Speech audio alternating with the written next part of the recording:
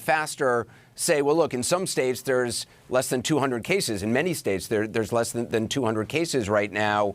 You're saying even in those states, the same kind of shutdown needs to occur? Well, let's say you have 100 cases, and let's say you don't do a shutdown, then it grows 33% per day.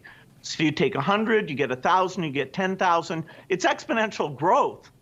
If you're not stopping it, the sooner you engage in the shutdown, the easier it is to get to that peak. We have not peaked. The parts of the country that aren't shut down, in late April, we should start to see the numbers peak there. They'll still be too high to open up.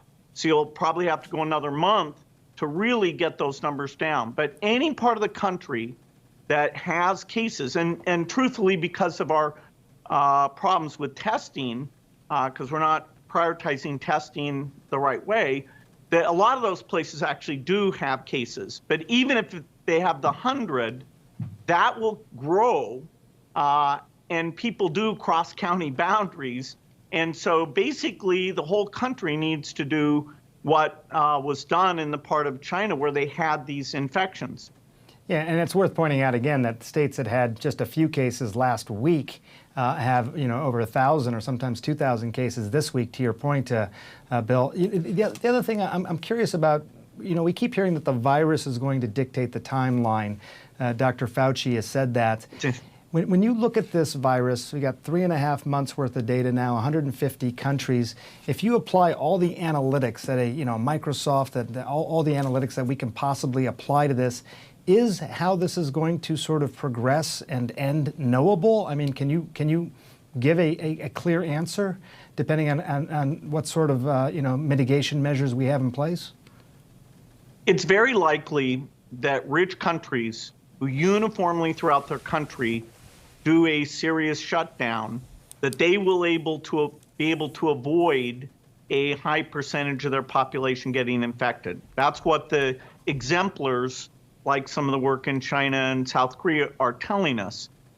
Now, as you get to poorer countries, the difficulty of doing the isolation, where you live close by in slums, where you have to go out every day to get your food, it is going to be much, much tougher. And so, by summer, I think the rich countries that have been competently led on this will not have to go back into shutdown. And, from the disease point of view, they'll avoid very large numbers of deaths. And so in that phase, we still will have a challenge with the developing countries. One of the things that Dr. Fauci actually said in our last hour, which really concerned me, and I was asking him about the states that, I think there's more than a dozen or so that have just 100 or 200 reported cases. He was saying how it's critical that, that those states, that they have testing there, that they test, and that they do contact tracing of all those who are known to be infected, to really, right now, when the numbers are still low, track it all. And then I asked him, he was using a lot of future verbs about things needing to happen or plans. It didn't sound like, I asked him if it was actually happening now. He said it needs to happen a lot more. From what you're saying, it's got to be happening right now, because if there's not that contact tracing in places where it seems like it hasn't really hit, we're going to see it hit.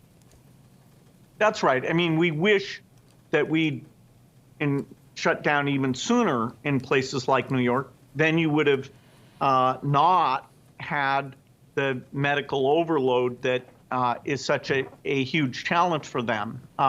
Unless you're going to partition the country, the whole country has to be in this together. And we're not, I don't see us making people not cross county lines or something like that. So it really is how many cases are in the country, and have we adopted, in terms of testing, testing prioritization, contact tracing, the right things. But the good news is we're seeing that countries that pay that price, which is a gigantic price, then the percentage of Chinese that are infected is like 0.01%. And so now, stores are open there and closed in the rest of the world. That's, I'm not sure you call it good news, but totally agree with what Dr. Fauci said. He's been a very positive voice about the numbers driving this, and those numbers are very uncertain because of the still the disorganization of the testing capacity and where it's directed. You know, it strikes me that, I mean, you know the world of public health very well, and you know the world of the economy very well, financial world very well. They seem to be pitted against each other, and I don't really know much about the financial world at all, but I think there's this idea, Bill, that maybe you can be a little incremental here, right? Yes, we need to listen to the public health guidance and all that, but can we be a little incremental, start getting some things back to work, you know, so that we don't, you know, really devastate the economy that much? How do you respond to that? Until we get the number of cases in the country down to small numbers where we can be doing testing and isolation against those small numbers, we need to make this our top priority. And it is super painful to drive this very high degree of social isolation I call shutdown. The middle course really isn't there, because it's hard to say, oh, go back to the theater for a week, you know, maybe or maybe not you'll be infected or infecting people. You know, until we get the certainty we've hit these low numbers, you know, I doubt, even if you told people that they should be buying new houses and cars and, you know, hanging out in restaurants, I doubt they're going to want to do that. You know, people want to protect older people, they want to protect their parents. And you know, so the sooner you know we take this medicine, which is tough medicine, the sooner we'll be out of it and not have to go back into it again. And just really, I'm sorry, just really quickly, when you say low numbers, I mean, are you talking about actual numbers, or are you talking about spread? Because this is a virus that can spread to 2 or 3 people. That's a lot. I mean, if it spreads below to just below one person, is that what you're talking about, or are you talking about actual numbers? Well, the absolute numbers better be pretty low, because you're going to have the testing capacity to take the remaining positives, see them early, and so you're not getting that exponential spread. And that's why looking at the other countries who acted sooner and in some cases did not have to shut down to a full degree, that's where the lessons are.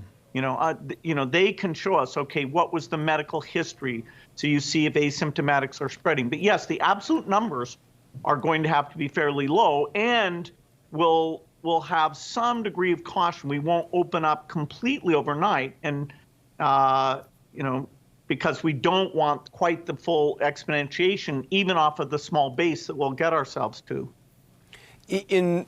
I don't want to be political in any way, but just in terms of for folks who are out there, you know, and looking forward, I always think it's better to know just factually what's coming down the pike than, you know, then it's good to have hopes and aspirations, but it's good also to know what's actually coming down the pike.